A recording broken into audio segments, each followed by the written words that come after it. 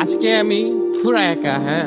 আমার বন্ধু বান্ধব কে কেমন সবাইকে চেনা হয়ে গেছে। গাড়িটা আমার ভাইয়ার, ভাইকে বলছি যে ভাইয়া আমি ঘুরতে যাবো, বাইক নাই কাছে, কি করবো? পরে বলছে তুই বাসায় আয়, গাড়ি নিয়ে যা। ভাইয়া এই জাস্ট একটা কথা বলছে, আমি গেছি, নিয়ে আসছি।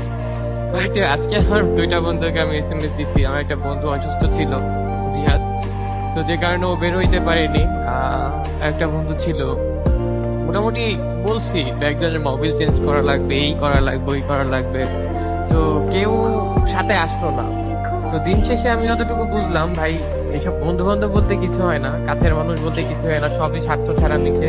আজকে তোমার একটা আইফোন থাকবে, তোমার একটা বাইক থাকবে, তোমার বাপের টাকা থাকবে, দেখবা তোমার পিছে লোকের অভাব নেই, হ্যাঁ। বাট যখন তোমার কিছু থাকবে না, দেখবা তোমার আশেপাশেও কেউ নাই। তো কিছু বলার নাই ভাই, এগুলা মনে লাগে, হ্যাঁ। আমি ওদের বলছিলাম যে তেল ভরে দেবা, চল আমার